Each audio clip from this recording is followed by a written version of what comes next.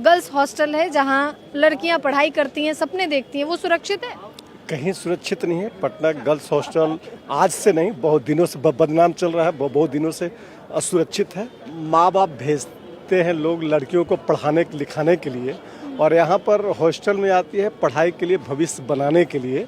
लेकिन यहाँ कुछ दलाल लोग उसके पीछे लग जाते हैं। हॉस्टल संचालक है, वार्डन है, और भी कुछ वैसे लोग, जिससे हाल फिलहाल जो घटना घटी गायत्री के साथ में, वो नीट छात्रा थी, प्रथम प्रयास में ही वो सफल हो गई थी, लेकिन उसको दरिंदों ने उसको अपने जाल में फंसाया, उसको मार दिया। ये बहुत दुखद घटना है, और यहाँ कोई भी हॉस्टल सुरक्षित नहीं है। तो उस केस में जो हॉस्टल है उसको तो पहले ब्लैक लिस्ट करना चाहिए, उनके जितने भी हॉस्टल हैं पहले वो, उसके बाद देखना चाहिए जो हम उसमें क्या कर सकते हैं जो आगे से ये ना हो, उस पर सख्त से सख्त कार्रवाई की जाए, जो आगे से दोबारा इस टाइप की घटना ना हो बार बार, क्योंकि बिहार में आजकल तो ये रोज का ही हो गया है। क्योंकि सारे जितने भी गर्ल्स हॉस्टल संचालित हो रहे हैं वो अवैध रूप से चल रहे हैं। सबसे प्रथम तो इसका गहन जांच होना चाहिए, या जो भी इसका दोषी होगा उसको आजीवन कारावास से फांसी की सजा होना चाहिए। पुलिस सुनती ही नहीं है किसी की, जो भी समझिए कि गरीब है उसका तो उसका कुछ कार्रवाई ही उस पर नहीं हो पाता है, नहीं, उसका सुनवाई नहीं होता है।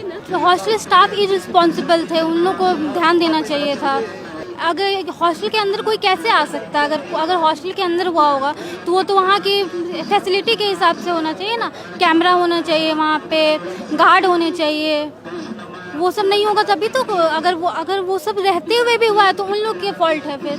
जी डर तो काफ़ी लगता है, बच्ची बाहर में रहती है तो हर वक्त ध्यान लगा हुआ रहता है। जी ये तो बहुत ही गलत मतलब हुआ है, बहुत ही मतलब कि बहुत मतलब क्या बोले कि कुछ बड़ी गलत बात है। पटना का गर्ल्स हॉस्टल कितना सुरक्षित? कोई सुरक्षित नहीं है मैडम। अगर सुरक्षित रास्ता तो इस तरह का हादसा ही नहीं होता। इसमें मैं यही चाहूँगा कि जो भी इसमें दोषी है और सरकार जो भी इसमें कार्रवाई कर रही है, जल्द से जल्द इसको कार्रवाई किया जाए, और जो भी इसमें दोषी पाया जा रहा है उसको कड़ी से कड़ी सजा दिया जाए, और उस लड़की के जो घटना हुआ है उसका माता पिता परिवार वालों को उसको माने न्याय मिलना चाहिए। पटना का गर्ल्स हॉस्टल सुरक्षित है? नहीं। शंभू हॉस्टल देखो किया, गर्ल्स हॉस्टल, हाँ, उसका कारनामा पूरे पटना में चर्चित है। हाँ। अब देखिए कि वहाँ क्या क्या होता है मुन्ना चक का। पटना का गर्ल्स हॉस्टल सुरक्षित है?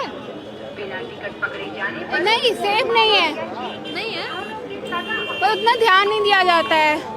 क्या ध्यान नहीं दिया जाता है? कहाँ लापरवाही होती है? बहुत सारा ब्रांच रहता है तो ऑनर का तो अलग ही है, मतलब अपना अलग ही रहना है, और यहाँ पे मतलब गार्ड भी उतना अच्छे से नहीं है कि कोई जगह तो गार्ड भी नहीं रखते हैं कि देख रेख के लिए।